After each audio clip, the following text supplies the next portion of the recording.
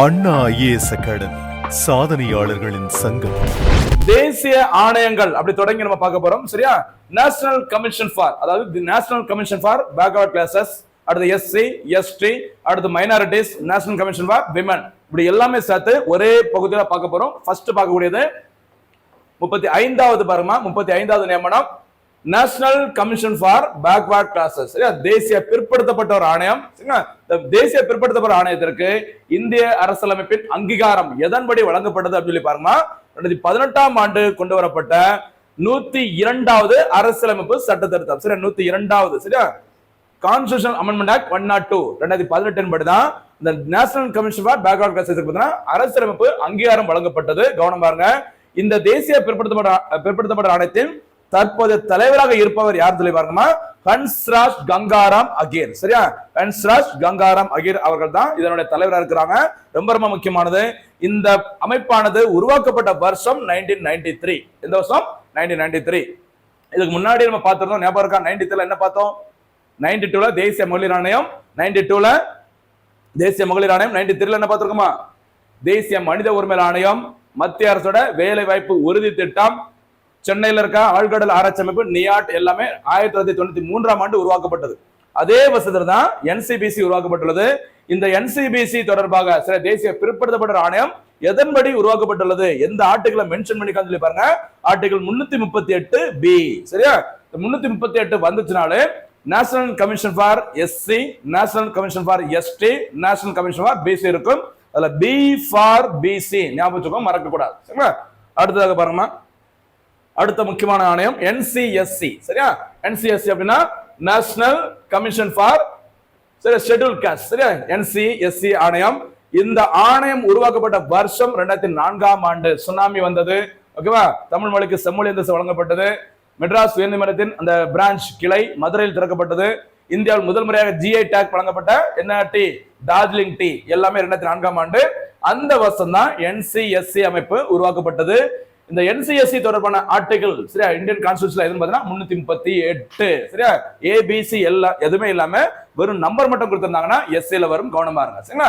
இந்த NCSC ஆணையத்தின் தற்போது தலைவராக இருப்பவர் கிஷோர் மக்வானா அவர்கள் தான் இந்த NCSCயோட தற்போதைய தலைவராக இருக்கிறாங்க. சரியா? அடுத்ததாக மூன்றாவது முக்கியமான ஒரு அமைப்பு பாருங்க, ஆணையம் NCST. சரியா? National commission for scheduled tribes. சரியா? தேசிய பழங்குடியினர் ஆணையம். இந்த ஆணையம் உருவாக்கப்பட்ட வருஷமும் 2004ஆம் ஆண்டு தான்.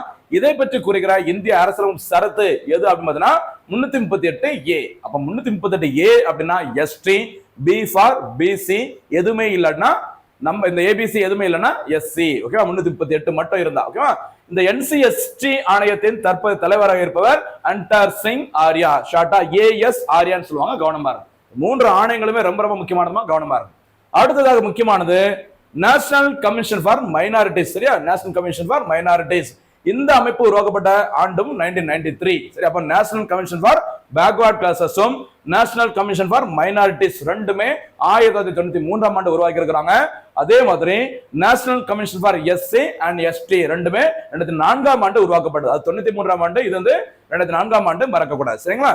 ஓகே. இந்த நேஷனல் கமிஷன் ஃபார் மைனாரிட்டிஸ் இதனுடைய தலைவராக இருப்பவர் யார் தான் தற்போது இக்பால் சிங் லால்புரே அவர்கள். சரியா? இக்பால் சிங் லால்புரா. ஓகேவா? அடுத்த முக்கியமான ஆணையம் நம்ம கடந்த வீடியோவில் லைட்டா சொல்லியிருப்போம், நேஷனல் கமிஷன் ஃபார் விமன். சரியா? தேசிய மகளிர் ஆணையம். சரியா? உருவாக்கப்பட்ட வருஷம் எப்போ? 1992ஆம் ஆண்டு உருவாக்கப்பட்டது. டேட்டை மறந்துடாதீங்கம்மா. சரிங்களா? எல்லாச்சும் டேட் மென்ஷன் பண்ணியிருந்தாங்கன்னா கொஞ்சம் பார்த்துக்கோங்க. ஏன்னா காம்படிட்டிவ் எக்ஸாம்ல 4 ஆப்ஷன்லையும் 92 கொடுத்துட்டு டேட்டை மாத்தி கொடுக்க வாய்ப்பு இருக்குது. கவனம் பாருங்க. ஜனவரி 31, 1992 அன்றுதான் தேசிய மகளிர் ஆணையம் உருவாக்கப்பட்டது. இந்த அமைப்பின் முதல் தலைவராக இருந்தவர் ஜெயந்தி பட்நாயக் அவர்கள். சரியா? யாரு? ஜெயந்தி பட்நாயக். இந்த அமைப்பின் தற்போதைய தலைவராக இருப்பவர் யார் சொல்லி பார்த்துக்கோமா, விஜயா கிஷோர் ரகாத்கர். சரியா? விஜயா கிஷோர் ரகாத்கர் அவர்கள் தான் தற்போது தேசிய மகளிர் ஆணைய தலைவியா இருக்கிறாங்க. ரொம்ப ரொம்ப முக்கியமான பதவி. கவனமா இருங்க. சரிங்களா? இதனை தொடர்ந்து நம்ம பார்த்து ஞாபகம் கடந்த வீடியோல தேசிய மகளிர் ஆணையம் உருவாக்கப்பட்ட வருஷம் 92. அதுக்கு அடுத்த வருஷத்துல உரிமைகள், தேசிய மனித உரிமைகள் ஆணையம். அதே வருஷத்துல 93ல நியாட் அமைப்பு. அதே 93ஆம் ஆண்டு என்ன அமைப்பு, என்ன schema? EAS, employment assurance scheme. மறக்காதீங்க. சரிங்களா? ஓகே. அடுத்து இன்னொரு முக்கியமான ஒரு அமைப்பு பாருங்க, NCPCR அமைப்பு. சரியா? என்ன பேரு? NCPCR, national commission for protection of child rights அப்படின்னு சொல்லுவாங்க. சரியா, தேசிய குழந்தைகள் உரிமைகள் பாதுகாப்பு ஆணையம். சரியா, இந்த அமைப்பு உருவாக்கப்பட்ட டேட் வருஷத்தை கொஞ்சம் பார்த்துக்கோங்க, கொஞ்சம் இன்ட்ரெஸ்டிங்கா இருக்கும் பாருங்க. மார்ச் 5, 2007 உருவாக்கப்பட்டது. எப்ப? 2007ஆம் ஆண்டு உருவாக்கப்பட்டது. சரிங்களா, இந்த 2007ஆம் ஆண்டு அப்படின்னாலே கண்டிப்பா ஒரு முக்கியமான சம்பவம் உங்களுக்கு ஞாபகம் வர நினைக்கிறேன். 2020 உலகக்கோப்பை. சரியா, T20 உலகக்கோப்பை முதல் முறையாக அந்த வேர்ல்டு கப் நடைபெற்ற வருஷம் 2007ஆம் ஆண்டு நடைபெற்றது. சரிங்களா, நடைபெற்ற நாடு எதுன்னு கண்டிப்பா உங்களுக்கு தெரிஞ்சிருக்கும் நினைக்கிறேன். அதை பாய்ஸ்ல ஈஸியா அடிப்பாங்க. சவுத் ஆப்பிரிக்காவில் நடைபெற்றது முதல் முறையாக த இனாகுரல் எடிஷன் ஆஃப் வேர்ல்ட் 2020. ஓகேவா, கவனமா இருங்க. இந்த போட்டியில் சாம்பியன் பட்டத்தை வென்றது யாரு? இந்தியா. இந்தியா அணி சாம்பியன் பட்டத்தை வென்றது. அதுக்கு யார் கேப்டன்மா? MS தோனி. சரியா, சரி, இது ஏன் வந்துட்டு இந்த லிங்க் பண்ணி நான் இதை ஏன் சொல்றேன் அப்படின்னா, 2007ஆம் ஆண்டு என்ன அமைப்பு உருவாக்கி இருக்கிறாங்க? தேசிய குழந்தைகள் உரிமைகள் பாதுகாப்பு ஆணையம். சரிங்களா, இந்த 2007ஆம் ஆண்டு முதல் 2020 உலகக்கோப்பை போட்டி நடைபெற்று வருகிறது. ஓகே, நடைபெற்றது.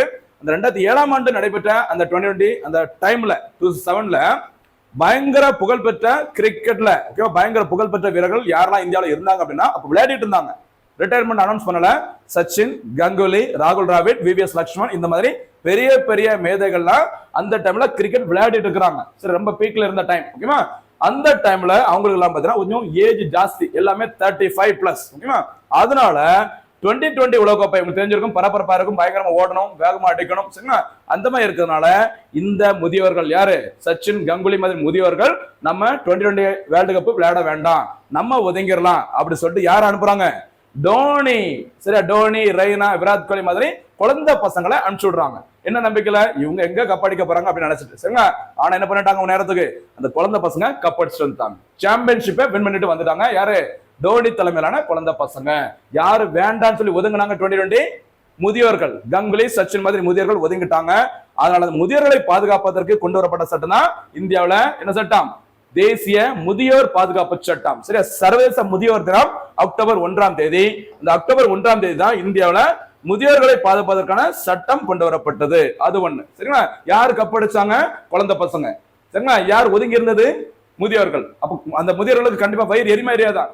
அந்த முதியோர்கள் இருந்து இந்த MS தோனி மாதிரி குழந்தைகளை பாதுகாப்பதற்கு ஒரு குழந்தைகள் உரிமைகள் ஆணையம் உருவாக்கப்பட்டது. எந்த வருஷம் தான்? 2007ஆம் ஆண்டு தான். அப்ப 2007 அப்படின்னா 2020 உலகக்கோப்பை ஞாபகம் வர வேண்டும். அப்படியே முதியோர்கள். சரியா, சட்டம் ஞாபகம் வர வேண்டும். முதியோர் அப்படிங்கிறது கங்குலி, சச்சின் மாதிரி முதியோர்கள். அப்படியே கப்பல் அந்த சாம்பியன்ஷிப்பை வின் பண்ணிட்டு வந்த தோனி மாதிரி குழந்தை பசங்களை ஞாபகம் வர வேண்டும். தேசிய குழந்தைகள் உரிமைகள் ஆணையம் எல்லாமே எந்த வருஷம்? 2007. மறக்காது. சரியாமா? ஓகே, பாருங்க. இந்த தேசிய குழந்தைகள் உரிமைகள் ஆணையம் உருவாக்கப்பட்ட 2007. இதன் தற்போதைய தலைவராக இருப்பார் யாருன்னு பாருங்க, திருப்தி. திருப்பதியில திருப்தி, TRIPTI, திருப்தி குர்கா என்பவர் தான் தற்போது இந்த NCPSR அமைப்பின் தலைவராக இருக்கிறாங்க. ரொம்ப ரொம்ப முக்கியமானது. சரியாமா?